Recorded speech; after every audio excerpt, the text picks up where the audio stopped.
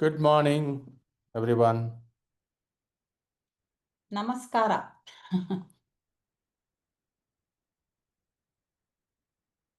Happy Karnataka Rajyotsava. Yes, we are blissfully inside a house. So, The bliss is inside the house. You should not step out. Why? Traffic. traffic crowded. Today, Google warns about anywhere you go, careful about the road. roads. See, there are two factors. Generally, Saturdays are very crowded on the roads. Yeah. Reason I don't know, but Saturdays are Very generally crowded. very crowded. And on top of that, today is a public function day. Public holiday. Even the government. Holiday, public function. So you'll have a lot of these officials moving about. That creates these songs and other things in the different parks. Functions, public functions. Yeah, public. I have, at least 2 or 3 large functions invited, at 5 o'clock, 6 o'clock kind of thing. Really? Yeah. So we used PYS as an excuse. Good, enjoy. Yeah. What can be better than attending PYS? No. Why should we get into the crowd and traffic? So cool, you had not yet come back, correct? No. Okay. Let you know, but I don't have any date yet. Okay. Will you be traveling this year? Doubtful. Probably it will be early part of next year. I think a lot of people are joining. Hi, good morning. Good Namaskaram. morning, everybody. Namaskara.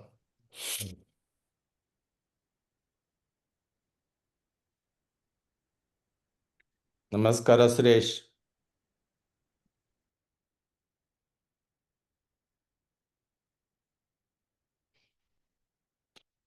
So Suresh, I have to ask you the secret of how only your mustache is black. You are muted. You are muted. What is that? His mustache only is black. Whose? Suresh. I'm trying to get so young. I'm young. I'm very old people, 82 years old. Wow. So I would like to show that I am young, hiding my age. Good. If this is because of PYS, I won't mind continuing further for a few more years. Yeah. Hi, Kumar. Yeah. Namaste. Good morning, everyone. Good morning. So I was just telling Suresh, his mustache is black and if he's 82 years old. So if that is because of PYS, we all won't mind continuing,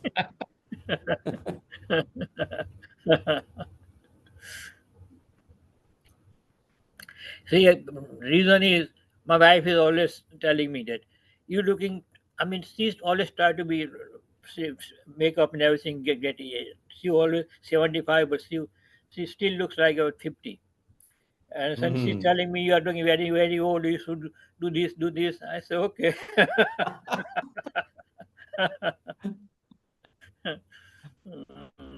So you have to please your wife. I know.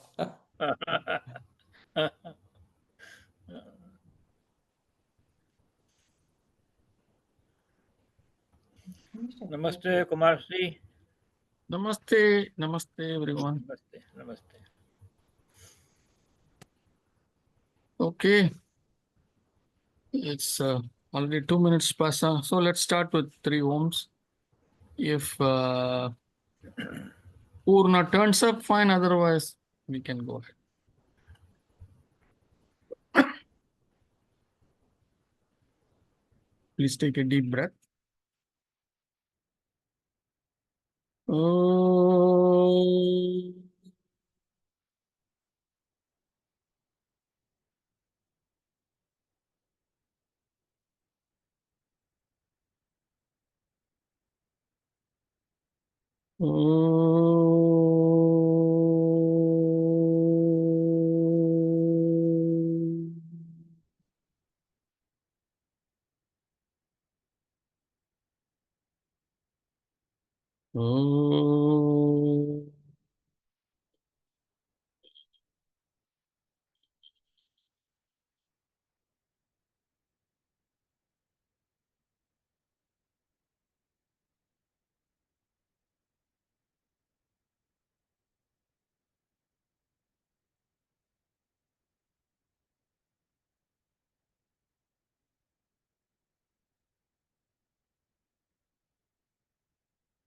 It's not here yet, Purna.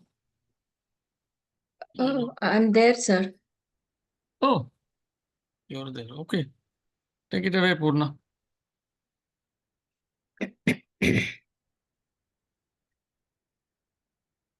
Oh,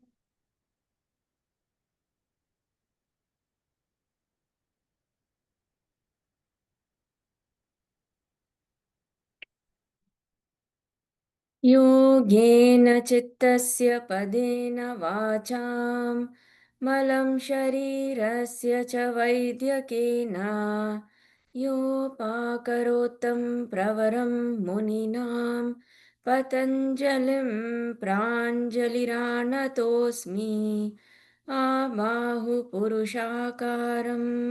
शङ्खचक्रासिधारिणं सहस्रशिरसं श्वेतं प्रणमामि पतञ्जलिं श्रीमते अनन्ताय नागराजाय नमो नमः। अथ साधनपादः तपः स्वाध्याय ईश्वरप्रणिधानानि क्रियायोगः समाधिभावनार्थः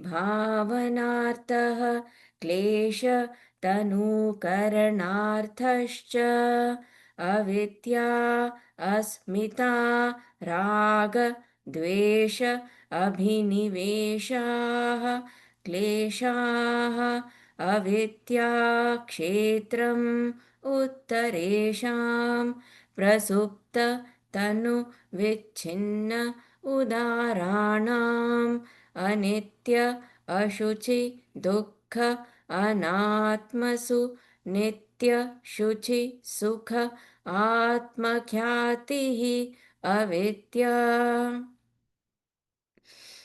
दृग्दर्शनशक्त्योः एकात्मता इव अस्मिता सुखानुशयी रागः दुःखानुशयी द्वेषः स्वरसवाही विदुषोऽपि समारूढः अभिनिवेशः ते प्रतिप्रसवहेयाः सूक्ष्माः ध्यानहेयाः तत्वृत्तयः क्लेशमूलः कर्माशयो दृष्टादृष्टजन्म वेदनीयः सति मूले तद्विपाको जात्यायुर्भोगाः ते ह्लादपरितापफलाः पुण्या पुण्यहेतुत्वात् परिणाम तापसंस्कारदुःखै गुणवृत्तिविरोधाच्च दुःखमेव सर्वं विवेकिनः हेयं दुःखमनागतं द्रष्टृदृश्ययो संयोगो हेयहेतुः प्रकाशक्रियास्थितिशीलं भूतेन्द्रियात्मकं भोगापवर्गार्थं दृश्यं विशेषाविशेषलिङ्गमात्रालिङ्गानि गुणपर्वाणि द्रष्टा दृशिमात्रः शुद्धोऽपि प्रत्ययानुपश्यः कृतार्थं प्रतिनष्टम् तदर्थ एव दृश्यस्य आत्मा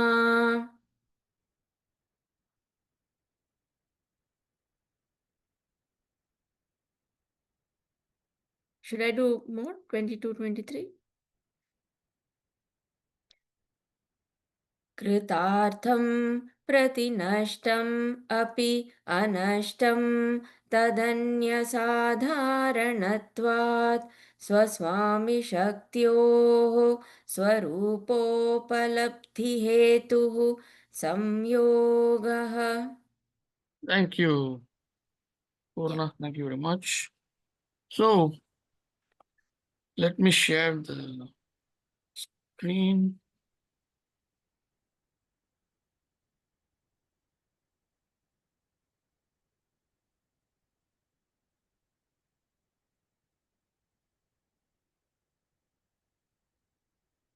Here we go. So last week we left off in we finished we 214. finished 214.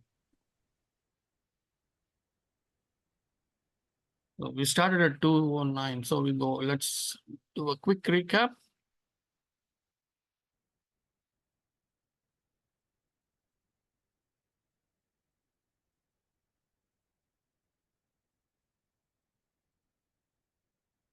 Okay, we started here with understanding Abhinivesha, the last of the kleshas.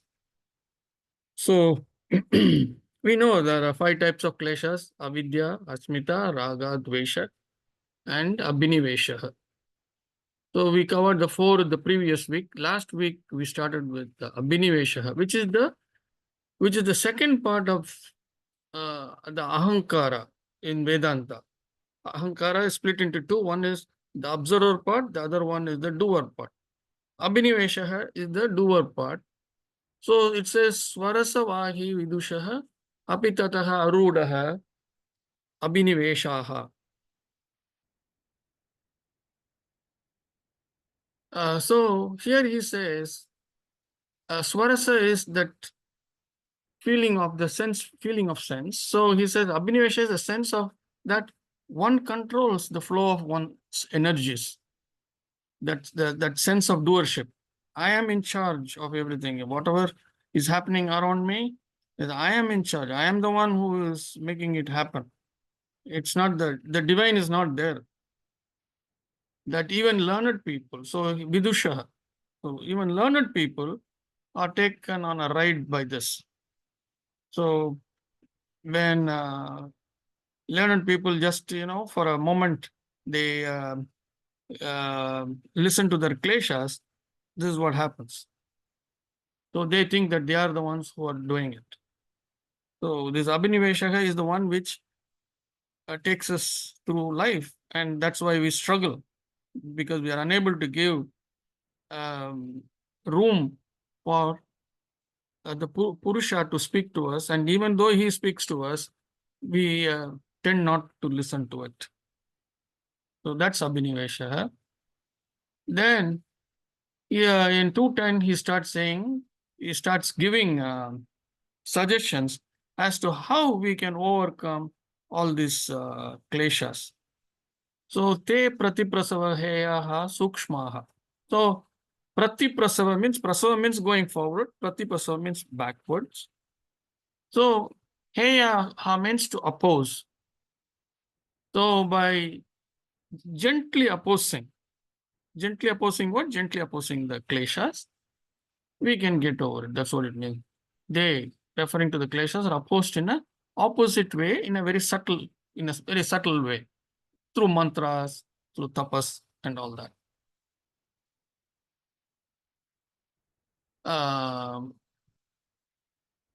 Dhyana heyaha tad vrattayaha. So basically is saying the opposition, the tool of opposition is through dhyana.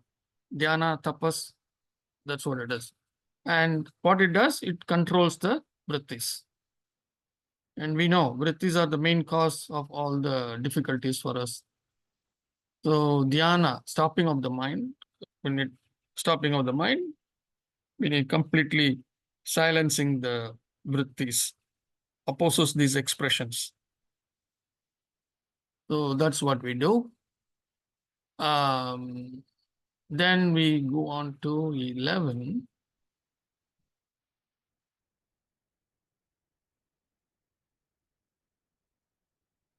Oh, we finished with 11. Okay. So sutras 12 to 14 are on laws of karma. We saw this last week. So klesha mulaha karma ashayo drishta adrishta janma vedaniya. So what is he saying here? The mula klesha is the main reason, he says. So karma ashayo drishta adrishta, what is seen and what is not seen, is janma vedaniya. The sensory experiences or sufferings in births, all that we sense, all the all the things that we sense, the experience that we undergo, or the sufferings we undergo, or the pleasurable things we undergo in births, that are seen and not seen. That is what we have. What in this we know the things that we have undergone in this birth. We don't know what is there in the future for us. So that's what it says. Drishta adrishta. Yes, drishta adrishta. What is seen and what is not seen are from the root klesha. This is coming from the root klesha, and we explain what this root klesha is. Then the very first birth, we get this klesha from Prakriti, from Divine Mother, and then from that we build on that as karmas develop because of the kleshas in the very first birth. We react to things, and the karma comes in. So we have to come for another birth and go on and on and on. We can accumulate more and more karma. That's what it says. This sutra is all about. This is the first sutra on the law of karma. How the klesha, the mula klesha, is responsible for this accumulation of karma, and we go forward with that. The next sutra is Satimule Tadvipako Jati Ayu Bhogaha. So again, Satimule is that the destruction of life, that is the roots of destruction at the end of lifetime. At the end of lifetime, the karmas that we have already accumulated, the big bag of karma, which we call a sanchita karma, prarabdha karma, and agami karma, all that. So this big bag, one big bag of karma, some of it fruitions. That is what it is. Tadvipako is that it fruitions. Some part of it fruitions. It is ready. And and that's what makes us take another birth. The fruitioning of the karma is the reason for us taking another birth. In the species, in which species, in which race, and how long we are going to live in that particular birth, in that janma, and what are the experiences that we are going to get. Everything is based on that the fruitioning of that karma, that prarabdha karma. That's what we term it as. Although Patanjali Muni is not using the term, in Vedanta we use the term prarabdha karma, which is the karma that we are actually presently we are running. So the karma is the one which is going to decide where we are going to be born, how long we are going to live, and what are the experiences, what kind of sensory experiences that we are going to have, good, bad, ugly, and all that. Then te hlada paritapa phala punya hetutvat. So the experiences in this birth can be pleasurable. Hlada is pleasurable. Paritapa, it can be miserable. Pleasurable or miserable, caused by punya, pleasant reactions that we did in the past, in the previous birth, or it could be because of apunya, regrets of the past. So punya, we have discussed this many times in the previous classes. We accumulate punya when we pat ourselves on the back. That is what is it. The going overboard on pleasant reactions of what we do, or we regret the regrets of the past. whatever we have done, we in the previous birth, many things that we regretted. So those regrets, whether people do it to us or we do it to others, whatever. So though that's how we collect apunya. So these two things together is what makes us the next birth. Various experiences are going to come to us based on that. That's what he's saying here. So these are the laws of karma discussion. And so let's move on.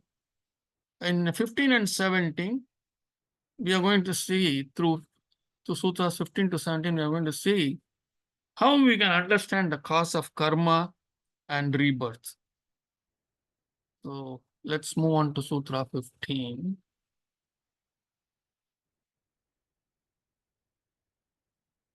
Any questions here up to now? Okay. All right. Parinama tapa, sanskara dukkaihi, gunavritti virodat, cha dukkam eva sarvam vivekinaha. So this is a very important sutra and a very beautiful sutra. Not that others are not. This has got a lot of punch in this. Parinama tapa, sanskara dukkaihi, gunavritti virodat, cha dukkam eva sarvam vivekina. So let's see word by word the meaning. Vivekina. Let's go to the last word. Vivekina. So vivekina means discrimination. Vivek means discrimination. Vivekina means for the discriminating or an analytical person. One who is a thinker, one who ponders. One is not just reacting to things. One who thinks. One who thinks in a logical way. Very discriminating, for a discriminating person. For him or her. What is it? Parinama tapa. Parinama tapa. Parinama means resulting in or as a result of.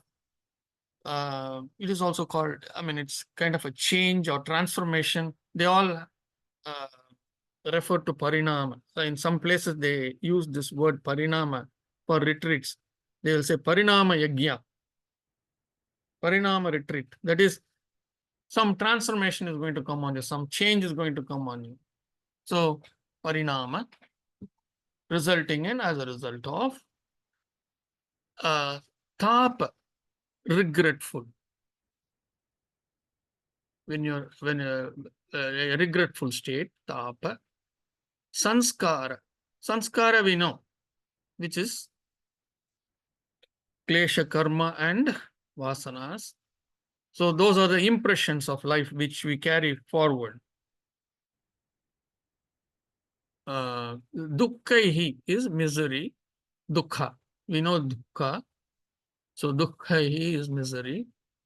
Parinama tapa sanskara dukkaihi. All the 4 words put together is misery resulting from regretful impressions. So regretful impressions are those karma that gave us difficulty, immense sadness it gave us, immense pain it gave us, immense suffering it gave us, those kinds of impressions. So misery resulting from regretful impressions. There are many in this class who are going through this. So I'm addressing all of you directly. Please map it yourself. So this sutra is for you. Misery resulting from regretful impressions. So what misery you are going through now is because of regretful impressions of what you did in the previous births, the previous janmas. You reacted in a negative way.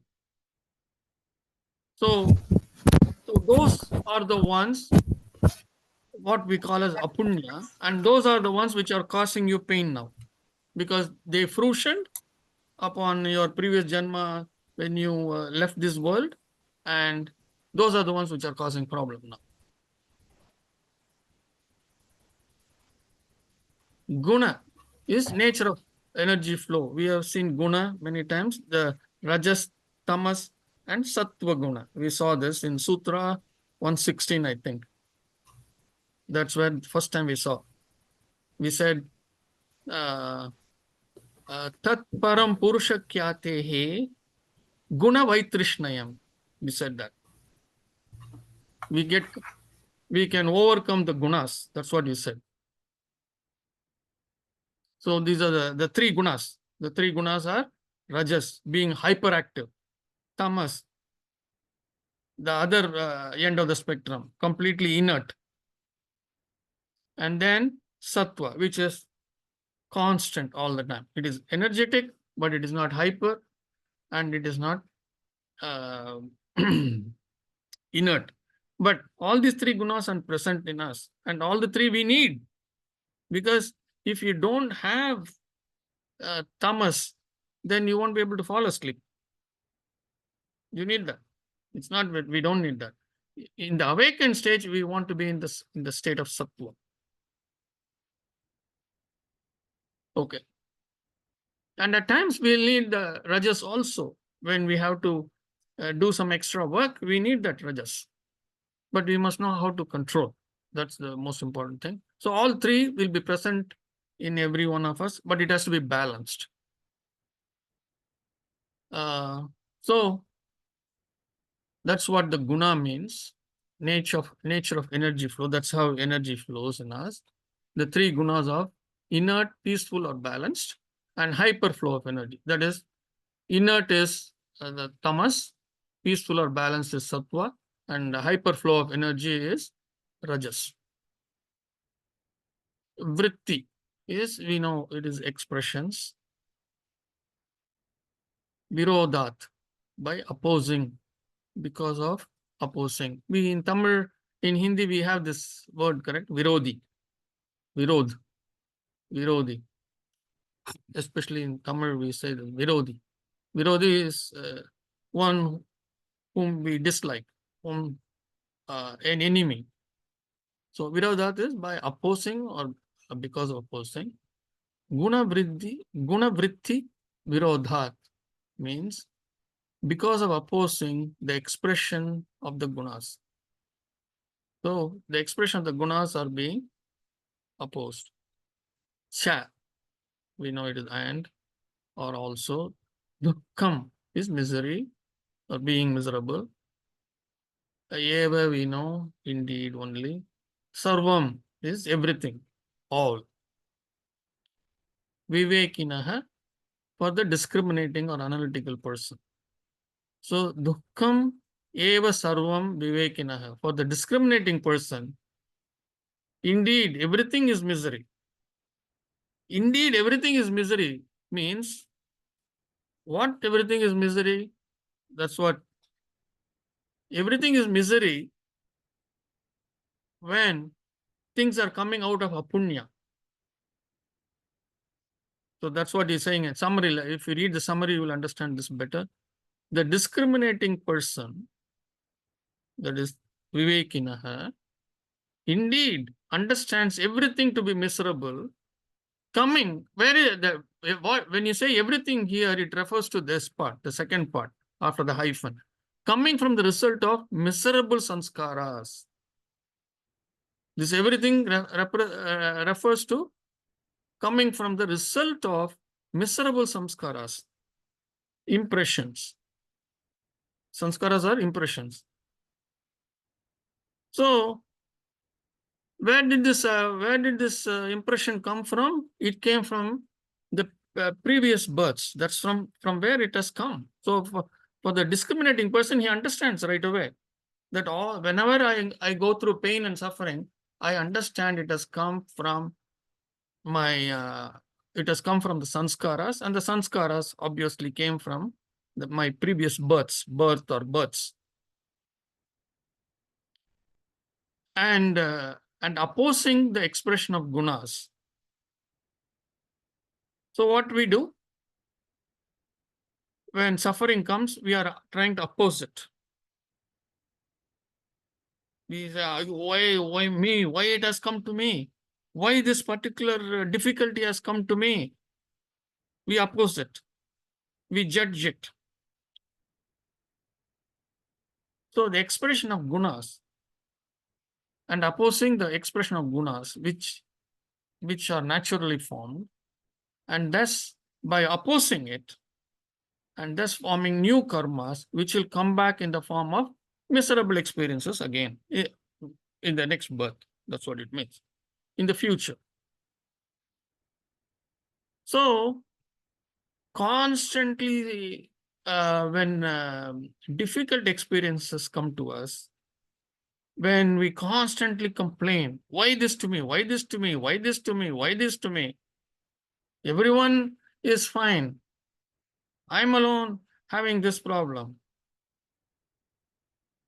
So when you go through that, that is actually a regret that you are expressing of the past karma.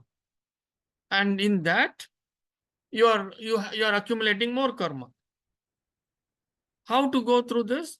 By accepting that karma. Oh, this terrible thing has come to me, this difficult phase has come to me, this suffering has come to me, this misery has come to me because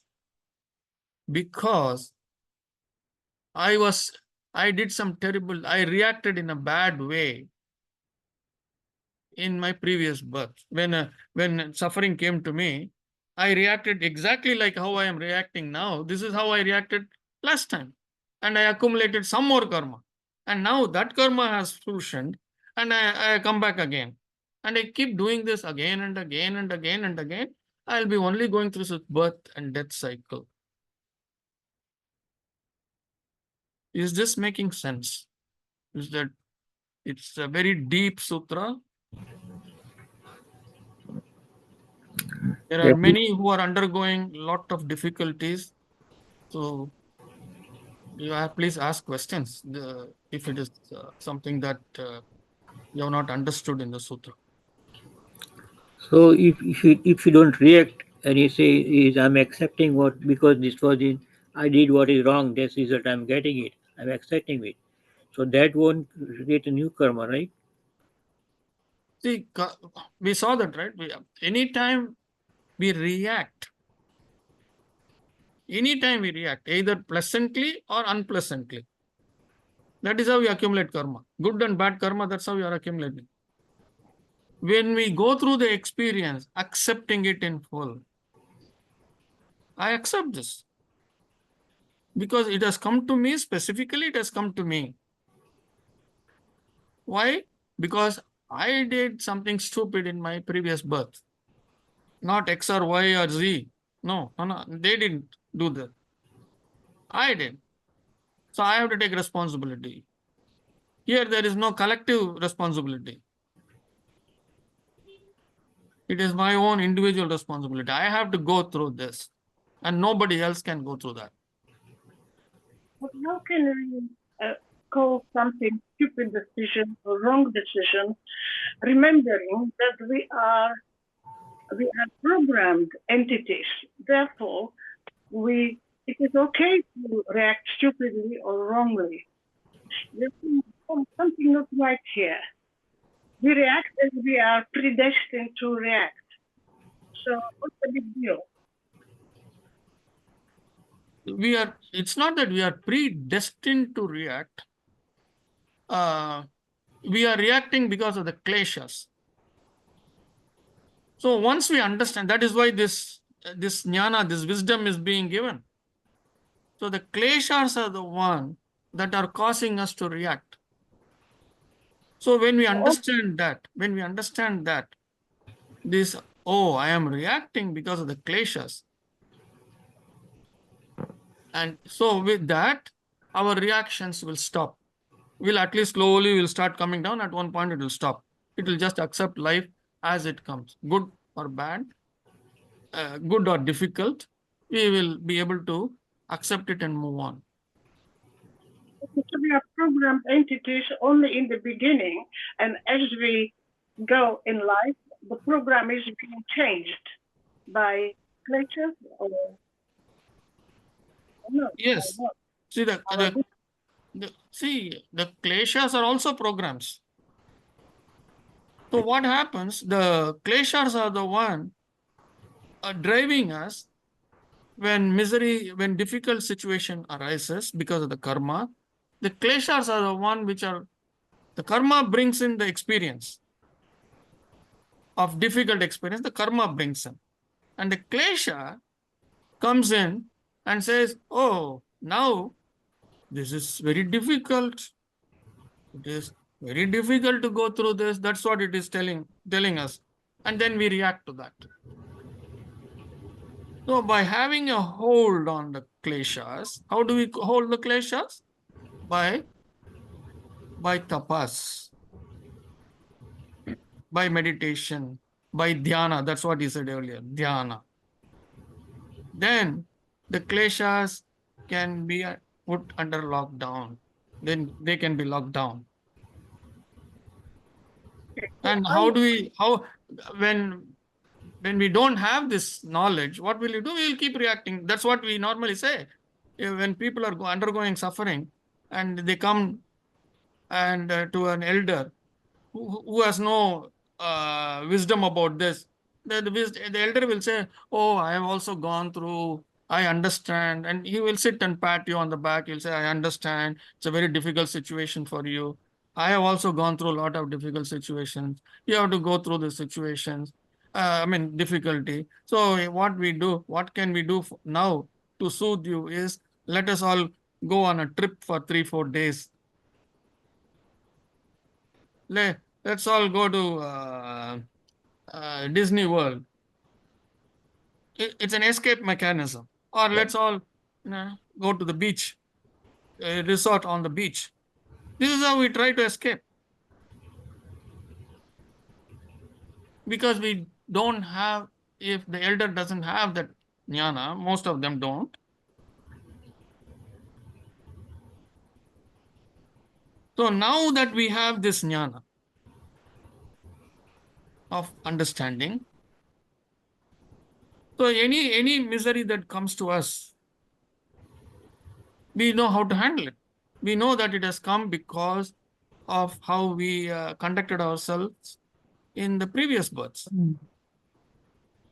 Right? So the earlier that we get this jnana, supposing I had got this jnana at the age of 15, let us say, how wonderful it would have been. This is what was given in the Gurukula, in the Indian system. The British came and killed everything in India. They killed this Gurukula system.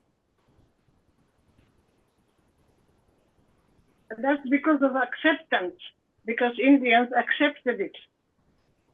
India accepted it for various reasons. For survival reasons, they accepted it. Which is again a klesha, correct? That survival, bloody survival. Can I ask a question, Kumar? Of course. Yeah, this the text in red. What is there? That is kind of a summary of that Yeah, sutra. the red is, that's the summary. Can you just read it for me to understand it properly? Because the way it is written, I think it's a little confusing, right? Can you please read it and explain it to me? So it says the discriminating person indeed understands everything to be miserable. So I'm saying when I read that word everything, you will think, oh, the entire life is miserable. No. Then he is explaining. That is why that the hyphen is saying, what is that everything? With me? Okay. So whatever comes now belongs to that everything. Everything part. So coming from the result of miserable sanskaras. That is the first part. So that's what it is saying. Coming from the result of the miserable sanskaras and also opposing the expression of gunas, we are going to accumulate more karmas. But to answer your question, everything here refers to coming from the result of miserable samskaras. So everything, so I wrote it as the discriminatory person understands everything that is misery Ah, comes correct. from a result of miserable samskaras, correct? Correct. Correct. Coming from the result of miserable samskaras. Correct. Okay. Okay.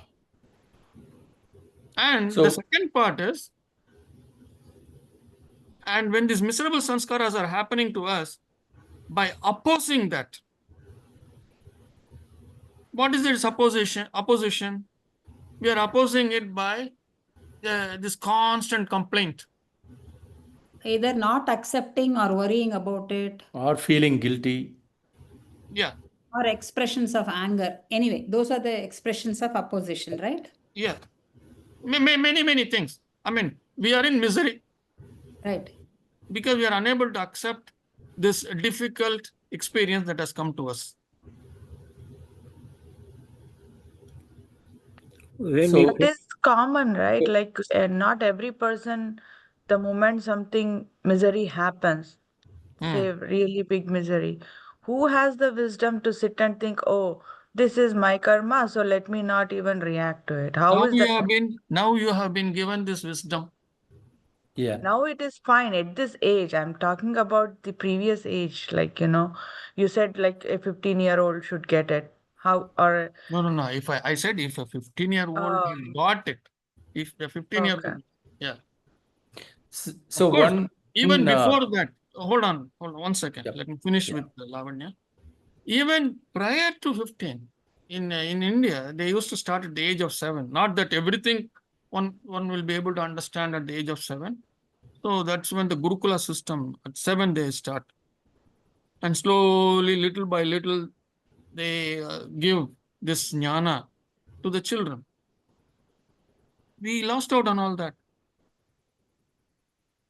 But even if now, okay. now that the divine has speak to you to give this jnana to you, why should we run away from this jnana and say, I will stick to only that old stupid thing that I know?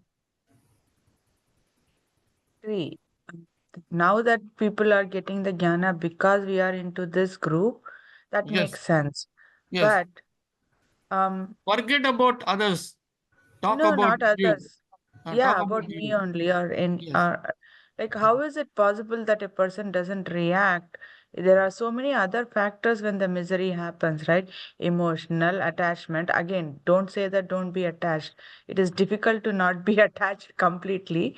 I mean, people will try it, but I'm just saying, how can you control your emotions? Because there are so many that's the relationship people will be having with their family or whatever person Let me they are ask you a worried about. question. Let me ask you a question, Lavanya.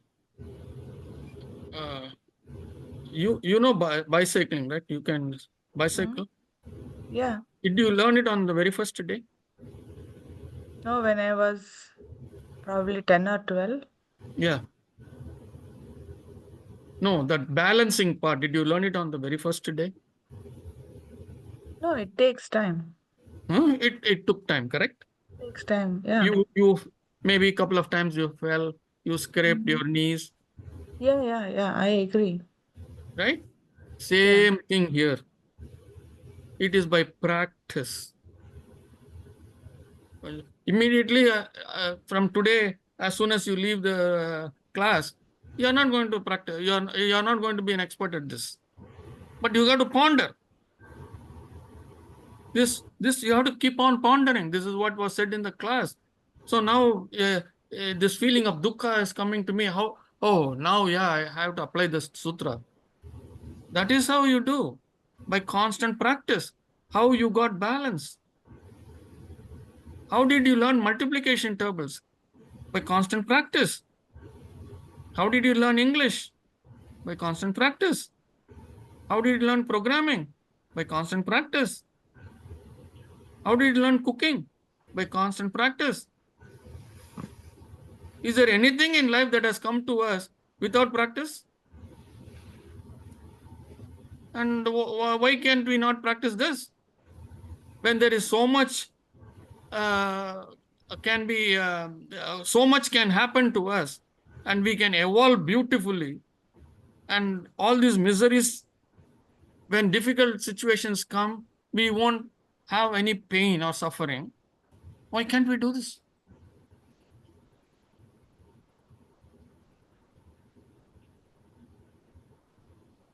Ponder, Lavanya. Let me take another question. Somebody was asking. Sorry, I cut them off. I was Yeah, asking. okay, go ahead, Mohan. So the key word to me, Mm. it appears, is the word discriminating person. Yes. Discriminating person, at least in English, I do not know how it means in what it means in Sanskrit, but discriminating person means somebody with a high likes and dislikes, Ah, who yes. has a desire and not desire. So is that No, correct analytical. understanding? Discriminating person who is always, very narrow in his acceptance, or, he has high likes and dislikes, so he hates certain things and he likes certain things, is that a good explanation?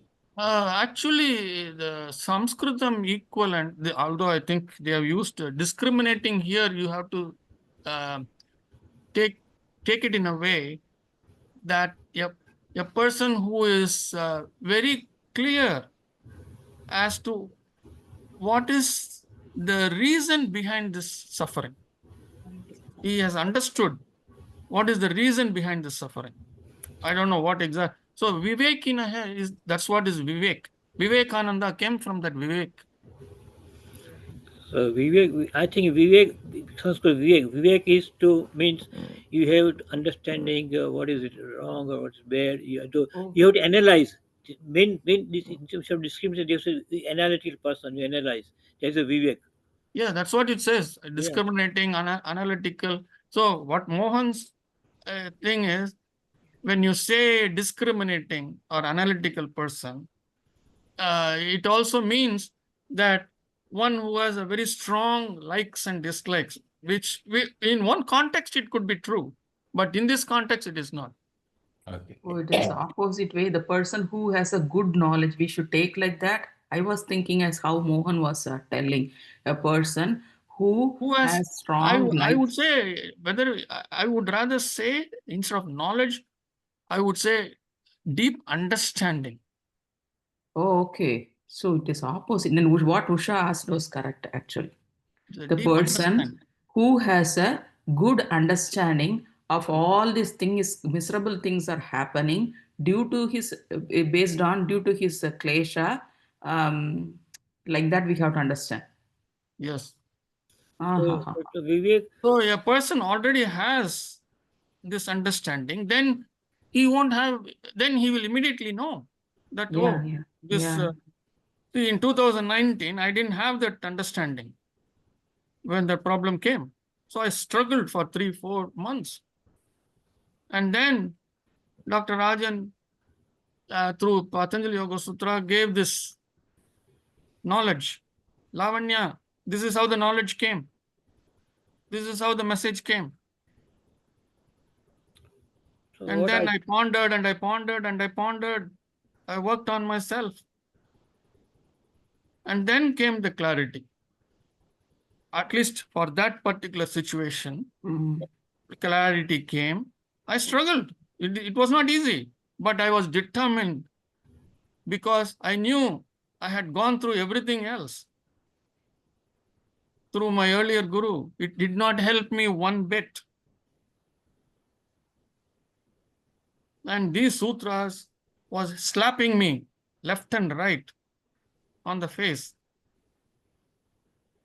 And then through Dr. Rajan's teachings of Patanjali Yoga Sutra and constantly pondering on all these things, it was not easy. It was not easy, but I took it. I took the bitter medicine. I worked on myself. And then that clarity came. Oh, okay. All right. So this is this terrible accusation, which I won't even think of doing it on an enemy, even in my dreams, I can go on, saying all this thing.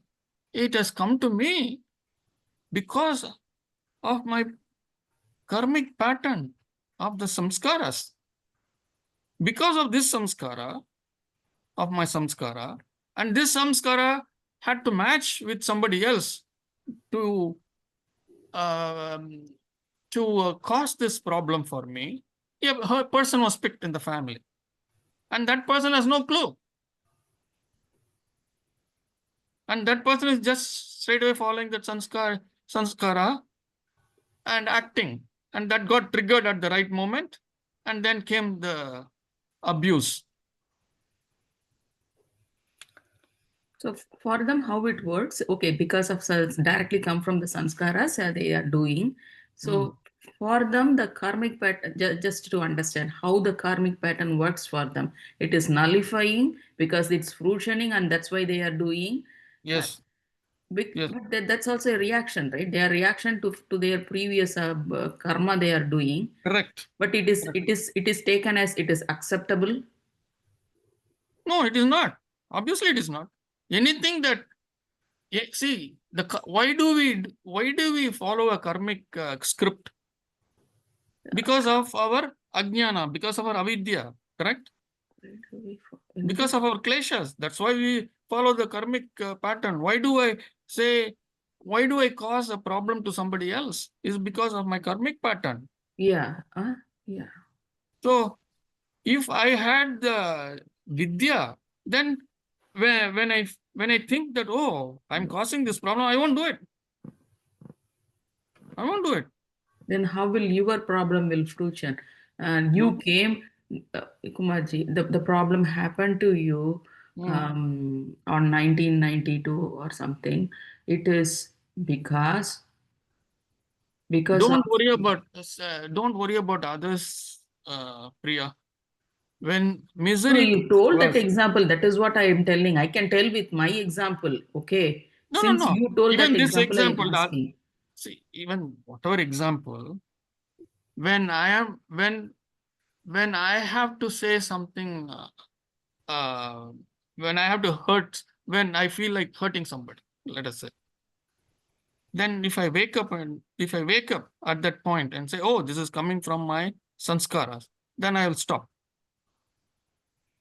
There ends the karma for me, correct? I will stop that unnecessary karmic pattern to blow up and then curse the other person, and the other person gets hurt or whatever. That's up to them. So I stop my karmic pattern right here. I am not accumulating any more karma. I stop right here. Okay. Kumar. For the other person, in my case, if the person who caused the problem for me had listened to that karmic pattern, had this jnana, they would have stopped, correct? Correct? They would have stopped. They would not have gone ahead and made this accusation on me, correct? Priya, you're thinking or you're lost? Okay. No, you're not okay. Say yes or no. You lost. You're lost. She is confused. See, for me to get pain, it does not come directly. It has to come from somebody, correct? Yes or no? Yes. This is the case for everybody. A pain does not come without a relationship. It can come from a boss, it can come from a friend, it can come from a parent, it can come from child, it can come from anybody. There has to be a relationship. It can come from even from an animal. For all you know. Kumarji, one thing, Yes. you can also imagine a lot of those things. Imagine what? That somebody is being rude to you or is being very cruel to you can be a result of my imagination also, my perception. See, your perception is all that matters, right? Yeah, the action of the For other your person karma, actually for be your is karma, actually for you true. accruing karma, your perception is all that matters, correct? True. But it, Ah, yeah, so it's you not have as to much you have to work on it. So yes. by accepting, let us say, even if that person is not rude, but you feel like I gave one example in the class some weeks back about how that word cha. You all Correct. recall? Last week. Correct. Ah, for me it was a normal word, but for her it was a hurtful word. So who has to work on it? You have to. You. If you are the one addressing the issue for yourself, you work on it. If she feels that she has to No, no, address no. it, she will do it for herself. I have already said the word. I have already said the word because I didn't Correct. know, right? I had no knowledge that it is. This is how it is going to be proceeded. I already said the word. Who is getting hurt? Speak, Lataji. She is getting that. Yes, my wife is getting hurt. So who has got to work? You have to tell her sorry. No, no, you did not understand the point. Yeah, that's Who what is I'm getting hurt? I'm asking. Lata. She has to Lataji work is on her. getting hurt. It is not about solution. Who is getting hurt? Your wife. Your wife. My wife is wife. Your getting wife. hurt, correct? Mm-hmm. Where does the hurt come from? You. Does it come from outside or inside? Inside. From Inside. inside. Yeah, yeah. The Inside hurt her. comes from inside. Yes. Yes. So So she has to work. hold on. So she has to work. Yes. Yes. She has to work on it. Correct. But she can always tell in a nice way. A Vivekinaha, a person who has completely evolved, when a word like this comes, understands this, and he says, oh, this is a play of karma, and he'll just walk away. He won't even care. At the highest level.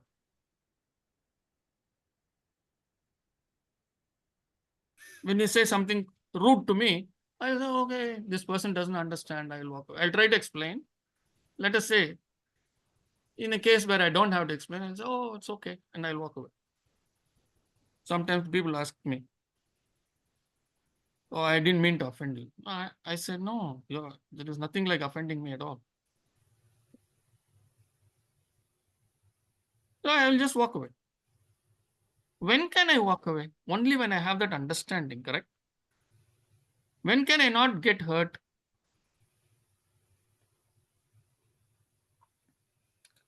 Only when I have that understanding. Whatever the other person is saying is coming from their kleshas. Kumar, this one, I know it's a very powerful sutra. Yes, Vivekana is definitely an enlightened man. Viveka itself is a knowledgeable man. Correct. Yes, he understands that it is coming from the miserable samskaras from the last life. Correct. But the opposing the expression of gunas as a reaction to in this life, or it is also has come because of in the last life. What does this sutra say? So the opposition to the gunas is coming from our own kleshas. Now, in this life. Birth, yes. Okay. That is, see what it is saying. The misery, the feeling of suffering, right? The feeling of suffering. That is the guna. Yeah. The feelings are carried by the gunas. The flow of gunas are the ones which call all these experiences. With me? The anger, the jealousy, the hurt, the pain, all that is because the gunas are carrying them. Yeah, and that we try to didn't oppose them. We try to oppose them. Instead of letting them flow, in letting it, what is it in letting it flow? Somebody says rude to me. Okay, I just accept it.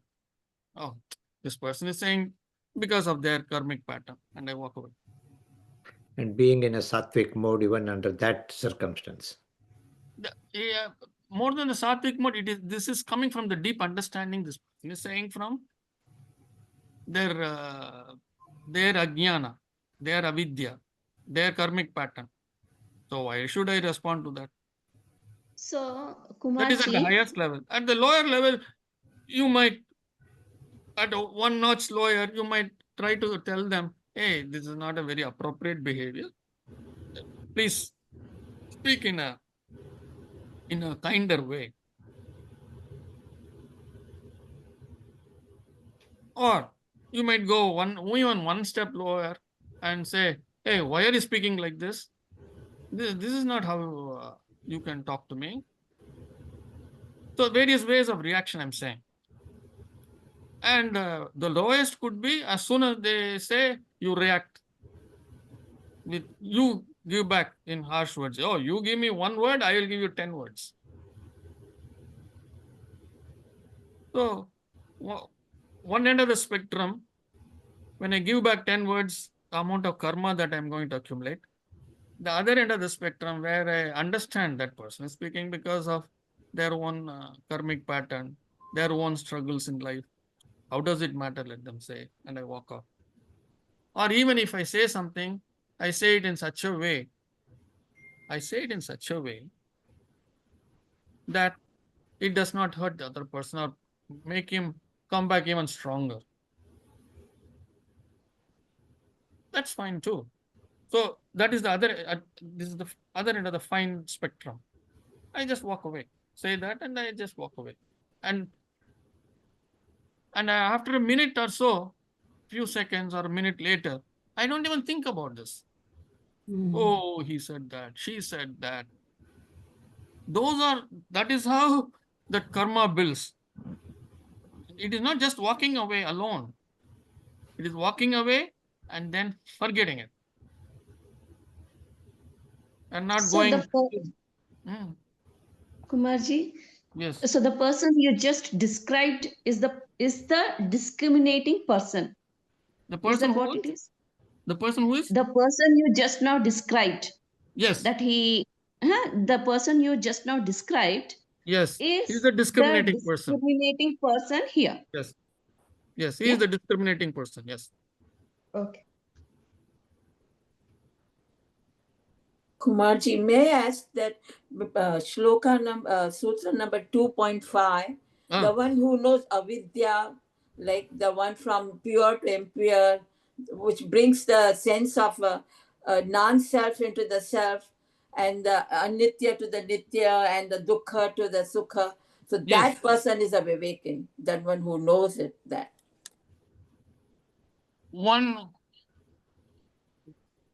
Sutra number 2.5. I know. You are saying anitya, asuchi, Dukkha nitya anatmasu, right? So a person, a discriminating person is not that. A discriminating person is who knows all this, impermanent life, anitya. This life is impermanent. Yeah. Where we think impermanent as nitya, right? So you apply that to yourself, that this is not nitya, what I'm going through is not nitya, it is impure, and it is not going, it's not myself. Myself is different from what I'm going into the non-self. That will be a vivekin who knows self from the non-self, nitya from anitya, and impure from the pure. No, that is fine. But in this instance where we are talking about somebody is hurting me and things like that, we understand that this person is saying from his karmic pattern. That's all. He is hurting me because based on karma, he is hurting me. That's all. Yeah, impermanent is, yes, impermanent in the sense I am impermanent, he is impermanent. That is a higher level. I'm saying at this very juncture, how do I accept this? I accept this because this is talking from a karmic script. It is like I always said, this karmic script is like You are acting in a drama and a script is given to you, and you have to speak that script on the stage, correct? Otherwise, you won't be part of the drama troupe, right? So we are all drama artists in this world.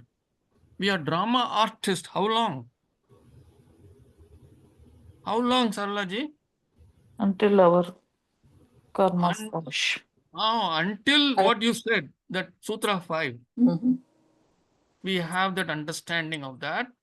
Until that, we are drama artists. In understanding Sutra 5 and getting that Vidya, what happens when that Vidya increases, the kleshas are dropping, correct?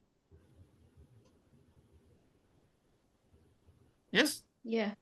Yes. We studied the Sutra too. Mhm. The kleshas will But slowly are falling off. Kumarji, Hmm. why does this discriminating person understands everything to be miserable? Why That's why everything I it said is? no. That's why I said only when the Even miserable part, everything to be miserable, that everything it refers to the ones that coming from the result of miserable samskaras. Only the miserable samskaras, not the pleasurable samskaras, not the pleasing samskaras. Okay, okay. The pleasing samskara part, he has not given a sutra because we don't need one. See the intelligence of Patanjali Muni. He is only talking about things that you need to know. The other one is automatic. If you can deal with this, then you will deal with the punya part also, the pleasant samskaras also. When they come, you won't go overboard or pat yourself on the back constantly. Constantly feel elated. Yeah, so many times people send me messages after I explain something, one on one or even in the group. Oh, you're so good. You're so this, so that. So if I take all these things and keep on patting myself on the back, how ridiculously stupid is that? How much of punya karma will I accumulate? I don't want to accumulate any karma, correct? A discriminating person will not want to accumulate any karma, correct? With me, anyone, everyone? But without your thinking, the punya karmas may be accumulating. What Why? about that? No. There are no Just punya because karmas you don't without think that you don't want punya karma not doesn't mean that saying it I don't want doesn't punya karma. It is how I react okay. internally. It doesn't have to be external. When I say patting on the back, it's not just if I stop doing it physically, it does not mean anything. Internally, I don't react. Internally, I don't keep on thinking to myself, oh, Gayatri said this. Rajasri has written so many lovely things about me. So if I am going to be in that, I am accumulating punya karma. Correct? Yeah. So it is. So if I understand this, I will deal with that also. That's all I'm saying. I have a follow-up question, Kumar. Yes. See, we are advised to do good to others in the society who are not Correct. Correct. right. So we are supposed to help the needy. And we Yes. also do it as part of our tradition and all. Correct. I may not expect anything, but according to this, we are accumulating good karma, right? No. You So when accumulate I good karma only when you react. You accumulate bad karma only when you react. oh, Yes. okay. So how do I accumulate good karma? That's what I said. Give me an example. Internally, you feel that you are on a pedestal. When Usha is praising me, I feel so good. I keep on thinking, oh, Usha praised me so much. So I am, see, my words mean so much to them. Those kinds of things. Oh, I see. If every time somebody is saying something, if I say, whatever they have said I pass on to the divine. I say, I am only, we saw the sutra, Correct. right? That is, I'm only a don't, karana, I'm only an instrument. I don't feel happy internally that somebody is praising me or appreciating me. That's what you're saying. No, don't go overboard. Moderation. That's what it is. See, feeling good is different from constantly thinking, they said this, so I will go to that place again so that I get praised even more. Next time they will bring a big garland or maybe give me another big bouquet. Then bad. Those kinds of things. The But mind I said, felt that's an ego. That's a case of an it's my a ego klesha, yes. acting up. No, yeah, of course it is a klesha. And it is bad karma. And I thought that is bad karma. yes. So that's not good karma, right? If I feel No, we proud, don't want good karma. That's all I'm saying. We don't want good karma. We don't want to accumulate good karma or bad karma. Both we don't want to accumulate. I don't know if I am making the point clear to you or not. See, if you accumulate good karma and upon death, you still have to come back because you have good karma. See, what may happen if you have good karma? I'll give you an example. Like Siddhartha, Buddha, before he became Buddha, Siddhartha was born in a royal family, right? As soon as he was born, like Rajeshri, they ran and cast a horoscope. Rajeshri, listen to this very well. Yes. They went and cast a horoscope. And those astrologers were extraordinary astrologers. And they said at the age of 16 or 17, whatever it is, there is a big problem in the horoscope that he will leave this life and go somewhere else and go away. So the king did not know what to do, so he summoned all his ministers. You know all this.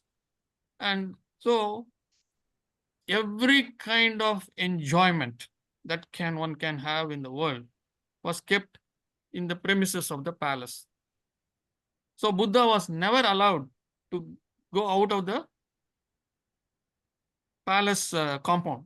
Whatever was there, he did not know there was something that existed outside. He did not know that at all. So every kind of woman, every kind of entertainment, all kinds of lovely clothes, that's what he wore. Until one day, he was just roaming around, and then there was some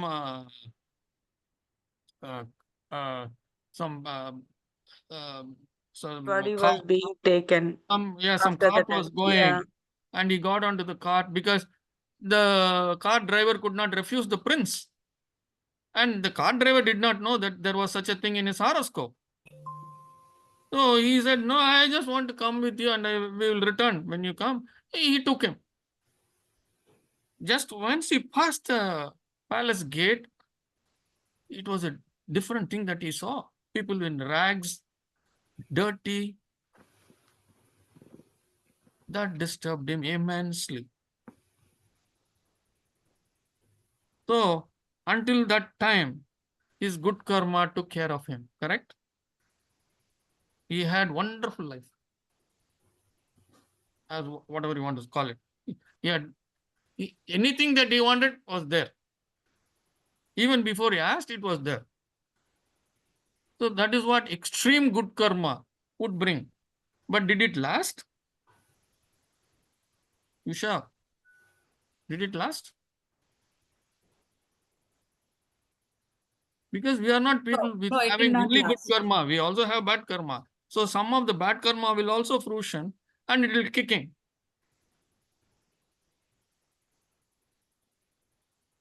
Cycle will never end then. Yeah. So that is why we don't want to accumulate good karma and we don't But want to accumulate bad karma Kumarji, I either. have one question here. I I have one question here. Buddha, okay, Hmm. he all his he मतलब सारे बहुत अच्छे Karma he had, but he wanted to live that life after he stepped out of his palace. He wanted that life. He wanted to see. So that in his case, you can say like that was not his bad karma also. He wanted that. What did he want? He wanted to see the world. He wanted to see the dukkha. He wanted to see That is why the people play of go the through. karma. That is the play of the karma. That desire. What it is always that, right? The forbidden thing, the forbidden fruit. You want to taste that fruit, correct? Yeah. When somebody says it is forbidden, that's how the entire Bible starts. Yeah. So you are telling that as a bad one? What is In bad? Buddha's case? What is bad? I'll leave it.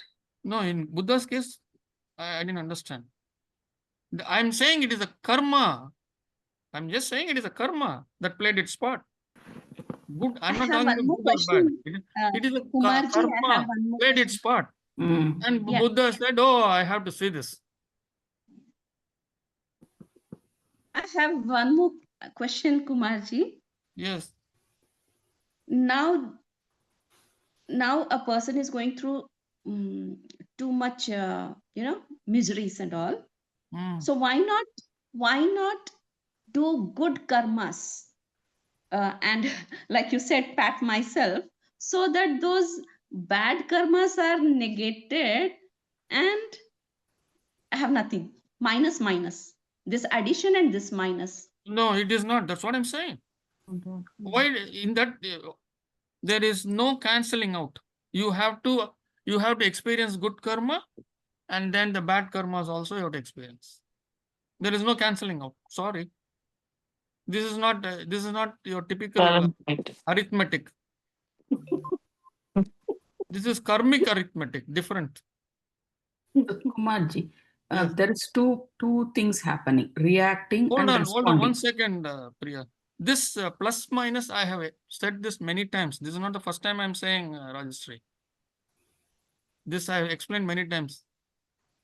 That there is no thing like cancelling out. I will do punyas. I will do good karma.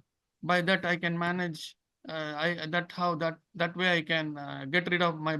That is a wrong thinking, which has somehow seeped into us from some wrong guidance that was given to us.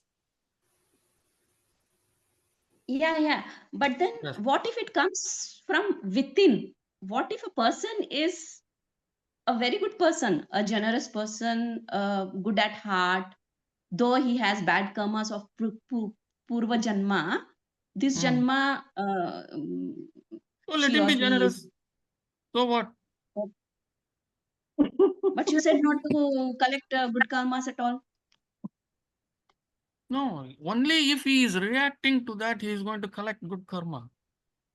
Okay. If he is generous, and then he keeps on internally feeling, oh, see, I'm so generous. I'm giving away all the money.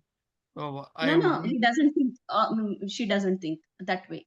But by If he nature, she doesn't, is see, if of he is such. not, see, if he is not patting himself in the back, then there is no good karma for him. That's all I'm saying.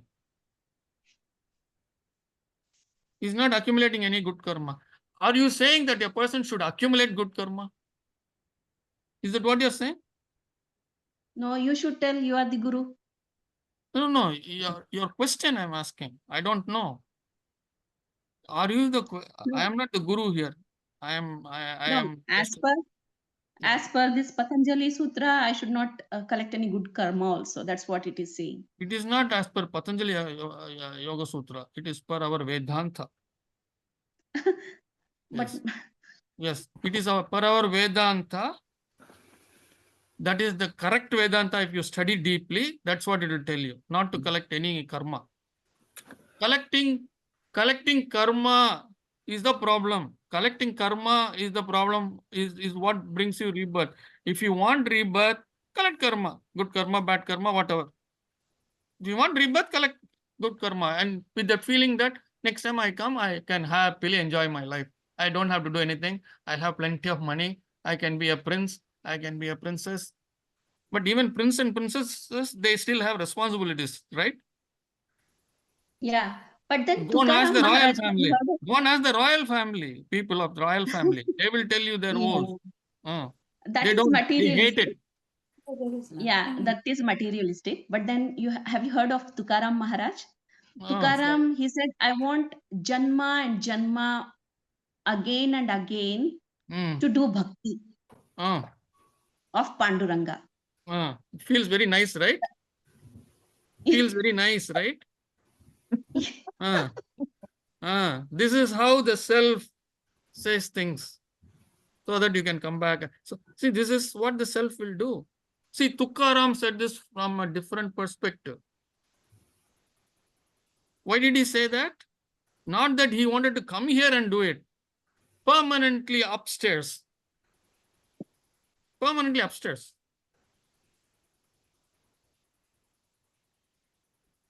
And if I have to take a rebirth, let it be for the service of the divine, in the worship of the divine, nothing else. We are not able to focus for 1 second on the divine, Rajasri. And whenever we go to the divine, why do we go to the divine, Rajasri? For begging. Tukaram was not begging. Tukaram was worshipping.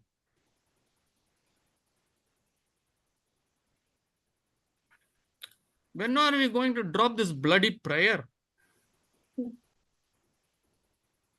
for materialistic things? Give me this, give me that. Oh, take care of that person, take care of this person. Directing God, directing Ishvara. Oh, my daughter is 6,000 miles away from me. My son is 7,000 miles. Oh, take care of them. Give them good health. Give them prosperity. Give them promotion after promotion every week. What kind of a greed is that? Wow. When you do the good karma, when you do the good things, karma automatically be is good, right? Suppose you want to help somebody. No. No? Sureshji, you have been hearing this for 5 years now. I know, but I'm saying like... No, good karma comes only when you react. In this class itself, I have repeated 50 times. Only when you react. Just like bad karma, good karma also you accumulate only when you react. Only when you think internally, I'm doing great, I'm doing good, I'm doing a fantastic service, and you keep enjoying that feeling inside, only then you collect good karma, not otherwise. But that's automatic, because suppose the guy is walking, the blind guy walking, you just... Forget about that guy. No, Talk no, about you. Talk about you. I'm Talk example. about you. I'm example. Suppose the guy is blind guy crossing the road, and you just hold in, take him. Automatically it come to your heart that okay, I feel good. That is not that No, doesn't. that is because you feel good because of your bloody avidya. No. It is your own klesha that is doing that. Only when you get rid of that klesha and stop reacting and patting yourself on the back, it is not automatic. No, it is not automatic. It feels automatic because of the klesha. So all root cause is the klesha and karmas. That is the root cause of all things. Who? What is it? All karmic. We are talking all karmic theory, because all because of puttation of bad karma is happening. So we saw that, right? We saw the sutra. We said the root. Where did it come from? Klesha mulaha. We saw that sutra. I know Klesha mula, but because what I'm thinking, it is all God's experience, God's Ishvara's game. Because originally he gave Klesha, first birth he gave Klesha. Well, you are asking the same question again. 5 years you have been asking the same question. Why did God give klesha? I said God, Ishvara is the designer. He is the designer of the software. And he designed, why should everybody get a klesha for first birth? And yes. Klesha, somebody Wait, Sureshji. The designer of the software decides what the programs, how they should work. He decides that. And as part of the design, he told Prakriti, hey, I'm giving you this klesha. Make sure this klesha is given to everybody, to all the chittas. So Prakriti, very devotedly, she is giving it to all the chittas that she is launching. What is your problem in this? That is what I don't understand. This is the designer who has decided this is how it will be. I know what is. Yes. That's my You question. cannot question the designer. This is a useless question. No, Constantly asking this question. Why was Klesha? Why did Klesha come in the first place? This is a useless question. It is there. That's all. No, I don't. You don't understand my question. My question is he gives kleshas all chittas, but some chittas had a good klesha, some chittas bad klesha. I mean, why first birth I'm talking about? Why is First birth, everybody got the same amount of kleshas. I don't There is think no good klesha, there is no bad klesha. Klesha means impurities, correct? Yeah, everybody. Everybody gets the same. Everybody got the same thing. I don't think everybody got say some births are impure. There is nothing like good klesha. That's what I'm saying. Klesha means impurities. When There is nothing like impure. everybody is the same klesha, everybody is the same thing. No. Not everybody is the same thing because there's a because percentage of klesha. Somebody get good klesha, somebody, but like so everybody gets same percentage of klesha. Everybody wants same klesha. No, all chittas are Prakriti give different klesha. So I mean, that's what the no, karma. I said everybody gets klesha. But It not is the same. like wait, Sureshji. Is everyone a CEO in a company? No, not everyone is CEO. I know. Not, right? So there is a worker, the lowest employee, there is the highest CEO, right? So it is based on their education level, etc. So whatever is needed for the flow of things, the kleshas are given that way. That's what I'm saying. That's what I'm saying. Why Sureshji has this chitta? Why Kumar has this chitta? That's not a question. It is a meaningless question. That's what I'm saying. That's a meaningless question. Why is there a Honda car? Why is there a Toyota car? Why is there a BMW? It's a useless question. It is not meaningless. You say it's meaningless. It is not meaningless question. What I'm saying, the first time the creation, Aishvara, Prakriti launched the chittas. All chittas are there, and they say the same class are all chittas. Then why different things? No, different levels of avidya in each one. The kleshas, see, if it is 100% klesha, putting all the 500%, the avidya could be 30%, the raga could be 20%. I'm saying that mix could be different. That mix could be different. That's all. That's what I'm saying. Different mix. So based on that mix, we are going to behave in different ways. You just answer my question. That's what I'm doing. So the mixed klesha is all chittas. Different chittas, every chitta is doing different because there's a mixed klesha percentage of. That's what I'm saying. That's why you give me answer. But I mean the people who get a not good klesha, more impurities, he's doing different karma, good impurity, different karma. So they all based on that's what I'm saying. There is no good klesha. Everybody gets klesha, but mix of the thing. So that's why I'm still not understanding what is your question. That's what why it is like that? Are you asking me why it is like that? No, but I mean those are saying my question. Original question is a klesha, same klesha of everybody. No, that's my question is every chittas doesn't have the same type of klesha. That's what my question was. Because people different chitta give different karma, different chitta give from first birth. Why they are doing different things? Different if all the chittas are same thing. That's what I'm saying. All chittas have kleshas, but the composition of the klesha is different. That's what I'm saying. Why the composition is different? What is your question? I don't understand. Can I tell you, Sureshji, for you?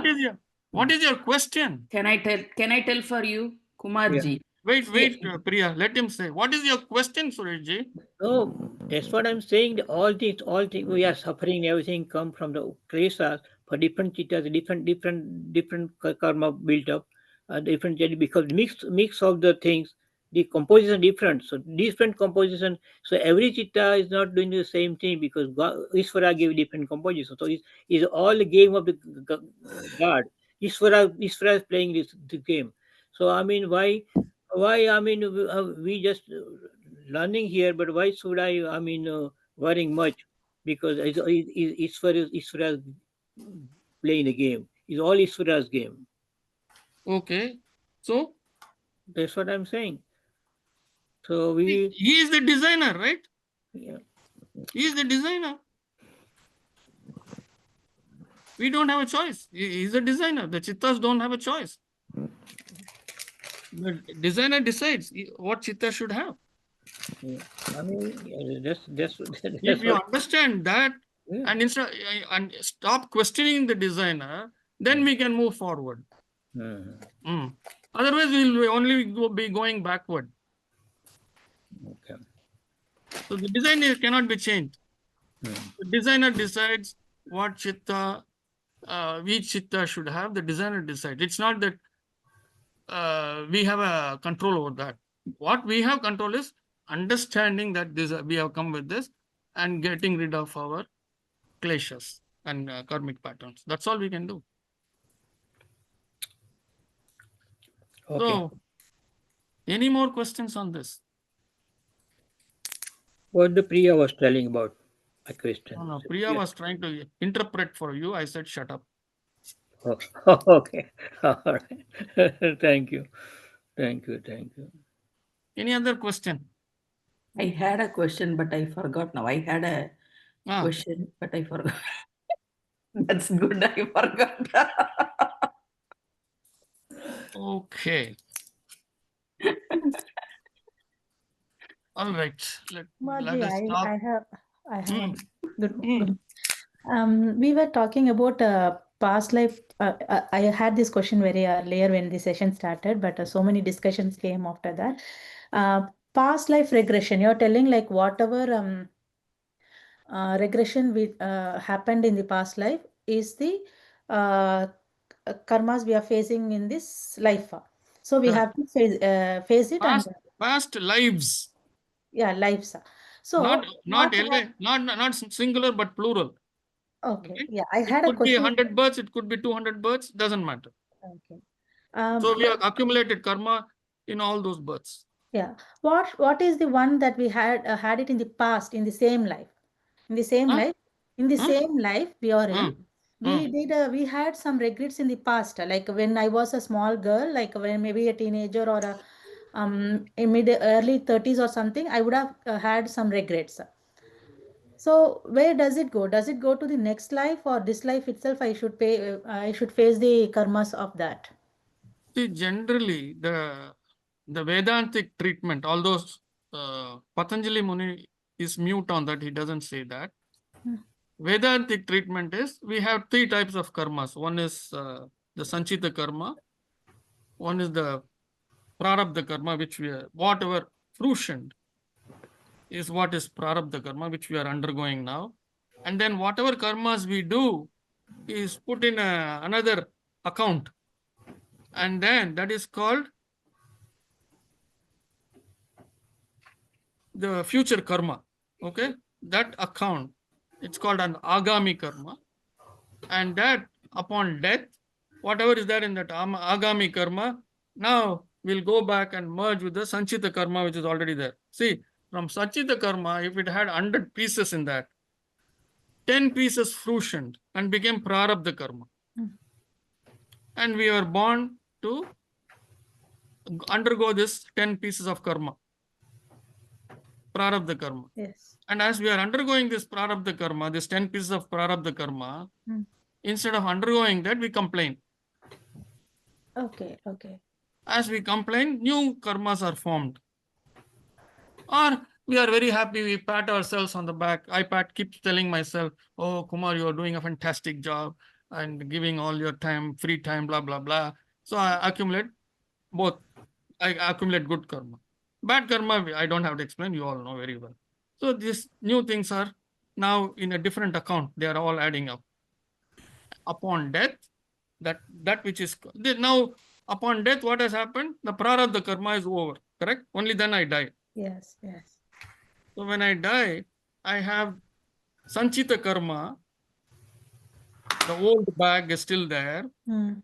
Only part of it came down as prarabdha karma. That I have exhausted. Okay.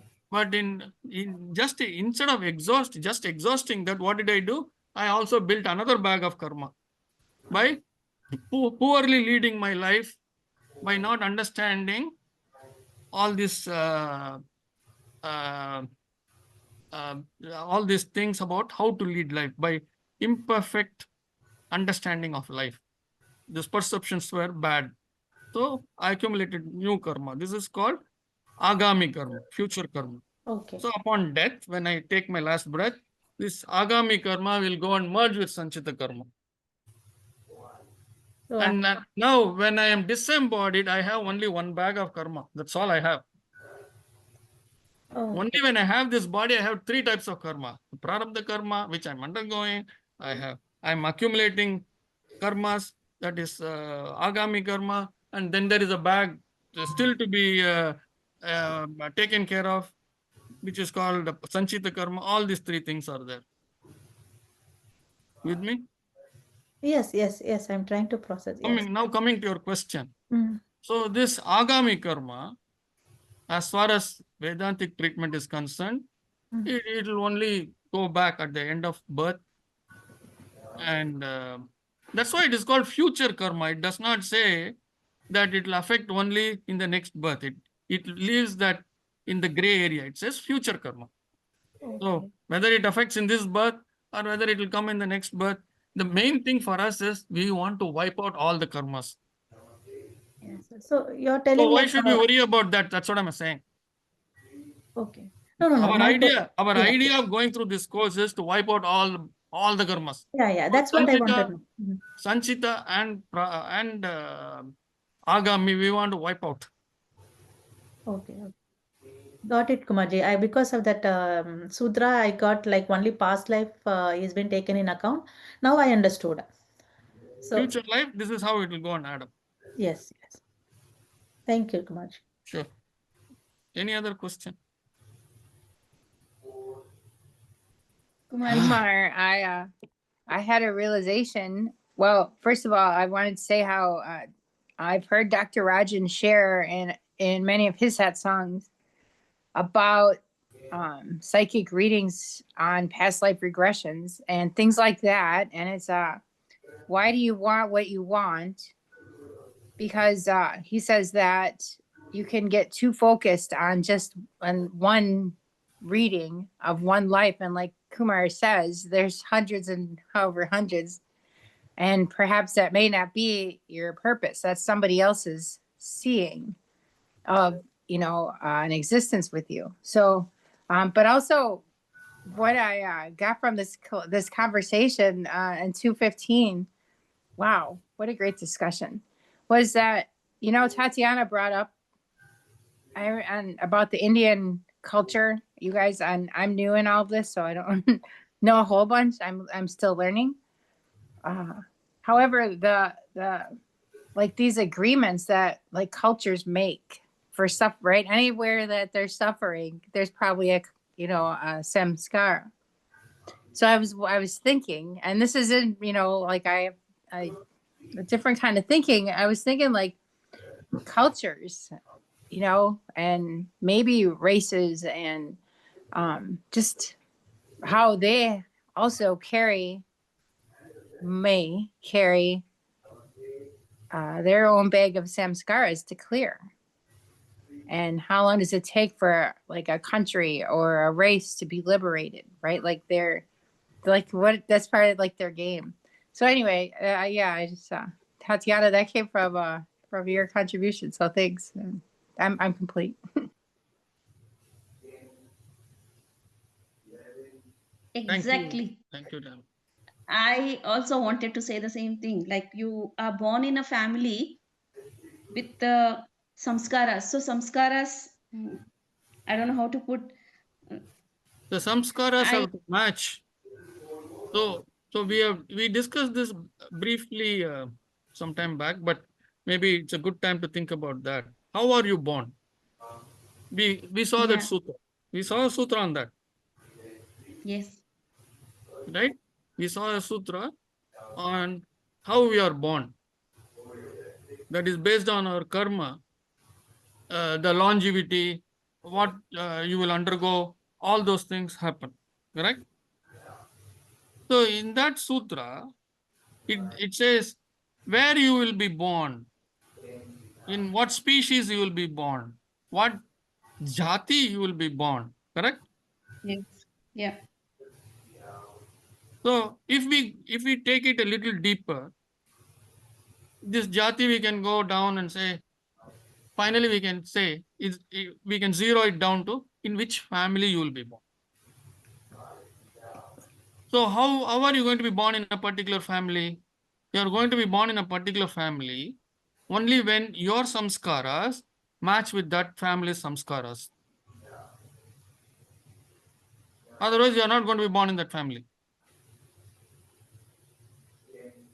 So, Gayatri, pay close attention. So, what happens at the time of a chitta is launched? A chitta is launched by Prakriti, and it is, I mean, forget about even launch. The chitta is waiting to take a rebirth. Its karma has fruitioned, and the prarabdha karma is ready, which means it is ready to take a rebirth. And it is ready to take a rebirth. Where will it take a rebirth? It will take a rebirth only in a place where its karma is going to match with the karma of that family, correct? Not anywhere, correct? With me, Rajashree? yes, yes, Yes. So, when the conception takes place in that family, only then this chitta is going to enter into that womb. Until then, it is going to wait.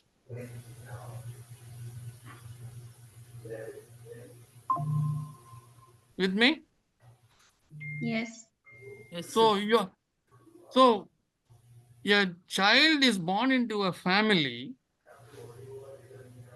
only because there is a fruitioning of karma somewhere, or a conception is taking place only because a fruitioning of karma has taken place and the chitta is waiting to be reborn.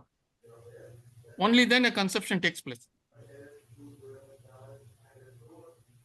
If the karmas are not matching, are we not seeing couples not being able to have children?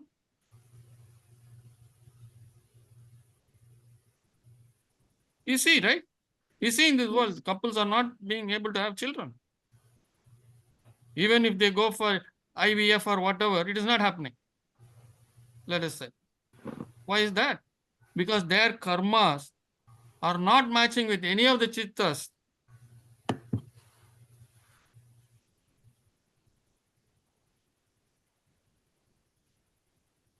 So it is not just the act of man and woman having intimate, being intimate. It is not just that. They may become intimate. That's a different thing. That alone does not cause conception.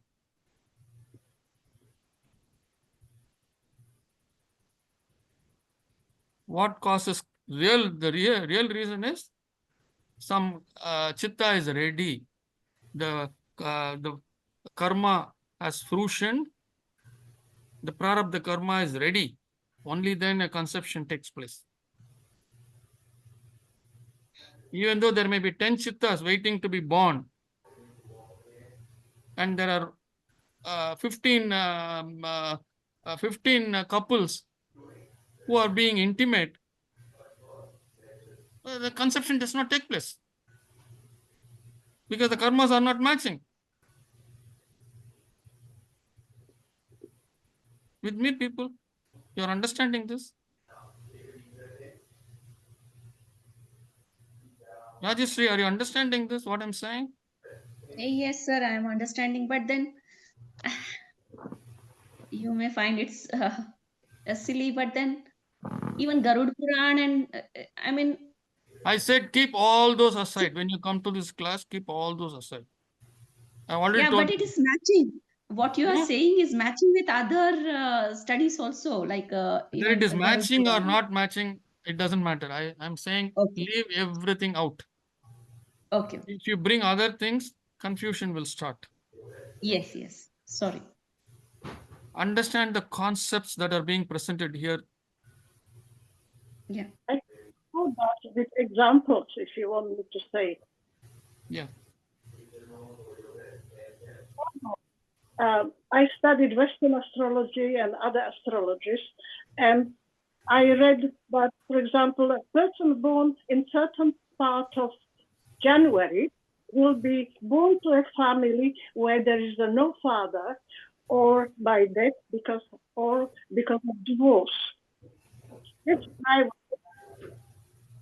my father died when I was 4 years old. I was that part of January. Another example is from a lady in my husband's family. She is now 98, and she asked me to do her horoscope. So I did a Chinese horoscope because she knew nothing about that. And I read her horoscope. I say, now I see there's a problem in having children. Did you ever have children? And she said, shh. I had to stop because there was somebody else in the room. She didn't want them to know about her problem. Of course, she never married. She never had children, and she felt something. So that means that will that support that whatever she's fated to do, she will born in that family, and etc. Isn't that shocking? Yeah, I mean, that's fine. What I'm saying is astrology as such, apart from other things, it is also based on a lot of statistics. So over a period of time, they observed a lot of things. It is based on statistics. When we say statistical, it is not truth. It is not truth, right? So it is a statistical occurrence. That's all. It's based on probability. But that probability is being repeated. In my case, That's how we begin to believe. That's how we begin to believe. That is why there are so many belief systems in especially in the Hindu religion. In Tamil we say kaka vakara panambaram. That is, a fellow was sitting under a tree, a palm tree, a coconut tree or whatever. And he was just sitting and a crow came and sat on the coconut and the coconut fell. So immediately everybody said, oh, only because that crow. That's basically statistics for me.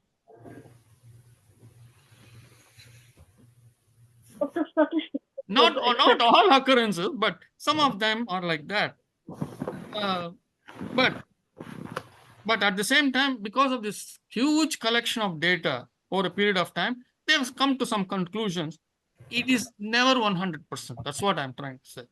Having said all this, we also have to see that in India, at least in our there have been occurrences where even in the sake of Patanjali Muni, the conception took place without intimacy.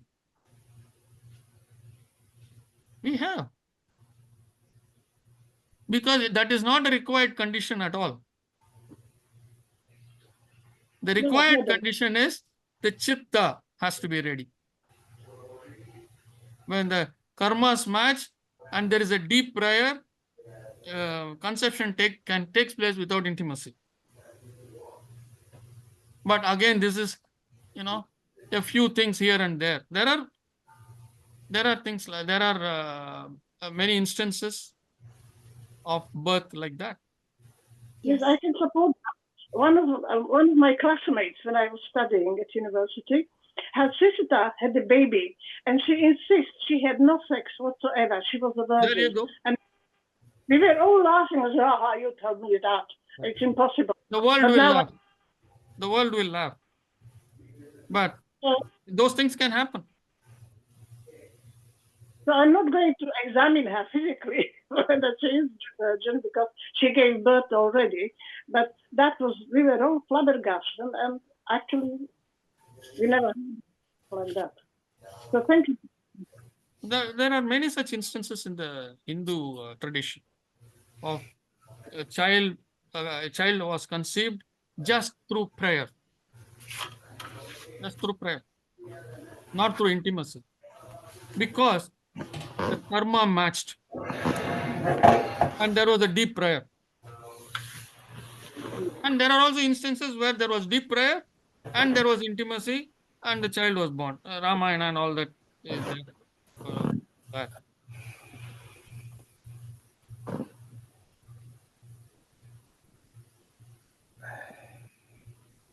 So I think it's 8:50, time to wind up. Oh, I want to discuss maybe we'll do next week. So I want to discuss the poll. Shall we do it quickly? Without too much discussion. Yes. Yes, sir. Yes. Okay. I'm sure you scold me. Huh?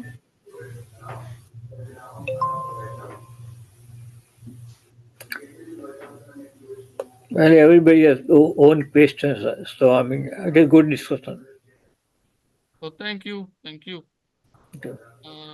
Where is okay.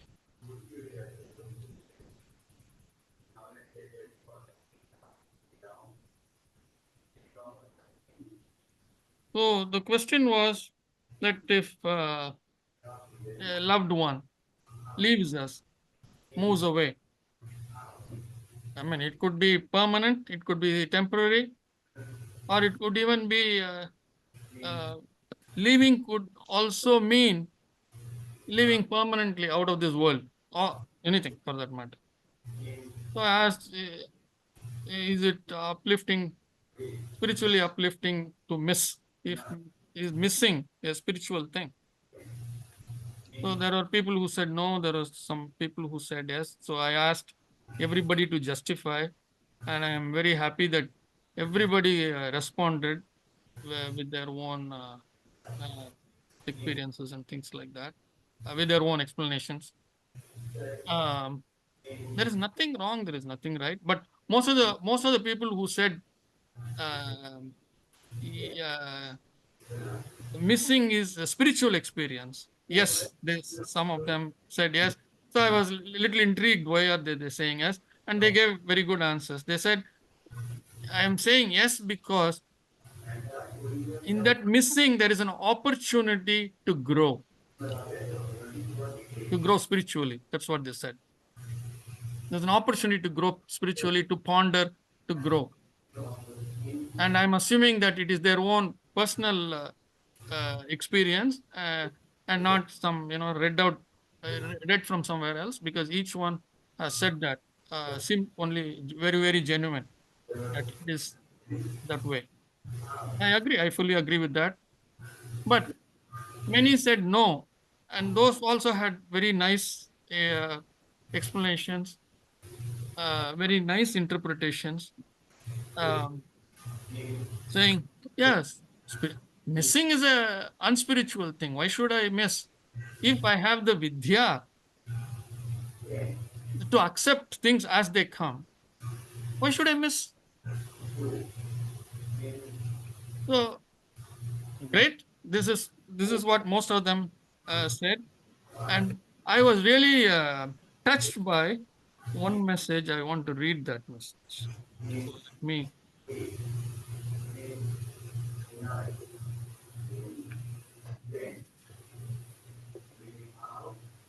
So this person says, Missing the person who is away from me or when I am away from them is attachment, right? Which is correct. So she says, in that case,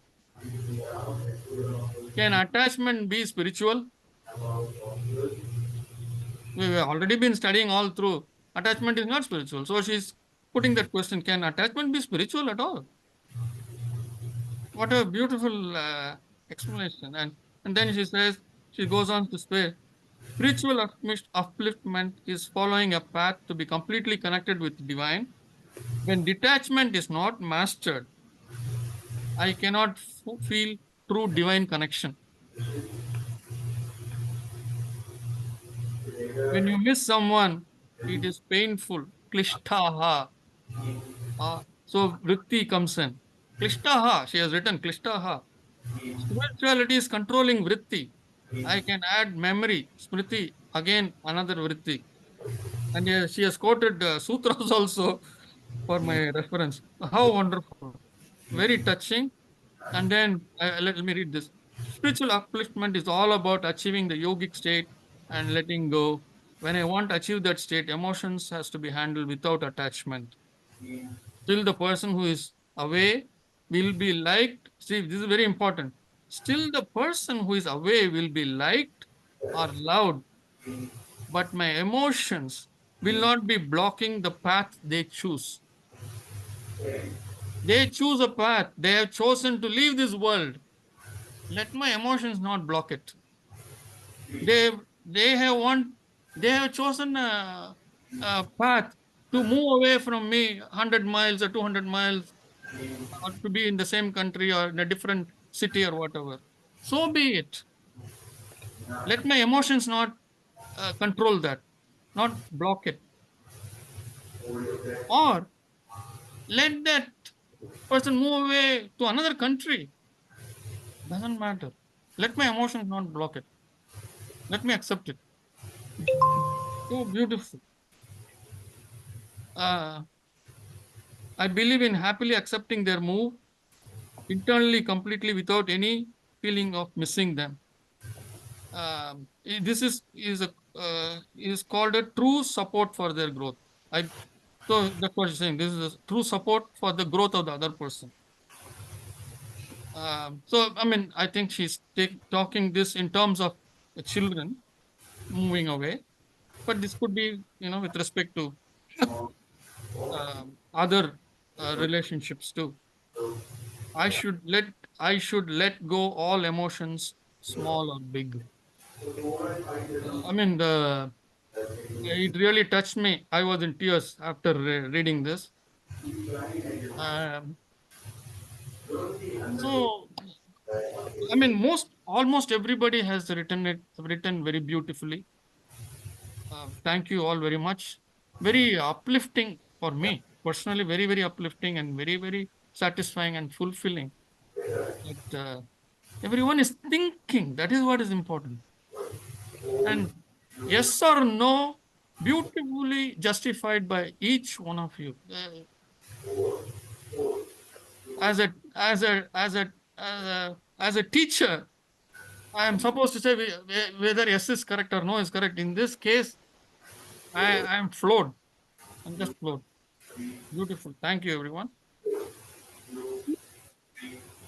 But the last statement is missing means it is coming from avidya. It is coming from avidya. It is coming from attachment. So how quickly we catch it and how quickly we work on it is what is important. And even those who said yes, that's what they have written. That it helps in our growth. That's what they have said. So thank you all, and I'll see you all next week. And do you want to know who that person was that wrote all this touching thing? Yes. I'm going to put her on a pedestal now. Oh my God. Gayatri, the newest to the group. Thank you, Kumarji. Thank you. I didn't know that it was that deep, but I believe and I tried. Gayatri, I had to do that because you wrote some very nice words about me. How can I not? No, I said like you write so well. I'm not a good writer, or I cannot do. So as I patted my back, I had to pay back. No, I'm just kidding. Thank So you this so really much. touched my heart. Thank you. She came almost after once school some pada was over, and to catch up and understand and pay that kind of, because I gave a lot of I issued a lot of threats before she joined, saying that, you are on your own, you got to do all this work, blah, blah, blah. And with two small children, I don't know how you're going to do it. But yeah, any questions I will answer. And I also put Ashwini in charge as the mentor for her. But she has come a long way. She has come a long way on her own. She has picked up a lot. Thank you. Thanks, everyone. See you all. Thank you. Thank you, Namaste. sir. Thank you. Excellent Oh, session, next sir. week, Thanks. Dr. Rajan's class, right? Rajan will be here. Mhm. I will confirm that with him. There'll be And time change for people from India. huh? There'll be time change for people from India. Yes, yes. Actually, it is changing. Yes, next week, correct? Tomorrow. Tomorrow, Yeah. So tomorrow. next Tonight, week, yeah. after 12. Next week it will be 1 hour later for them. So tonight time will change, 12 o'clock. Correct. So next week, all people in India, the class will start 1 hour later for you. Okay. Instead of 4:30, it will be 5:30, right? 5:30. Yeah. I don't know about Europe, how it is. So you deal with that, Tatiana. Starting an hour earlier. Huh? Right Okay. now, started at 11 o'clock our time. Normally it is 12. All right, everyone. See you next week. Thank you. Okay. Namaste, sir. Namaste. Thank you. Namaste. Thank you.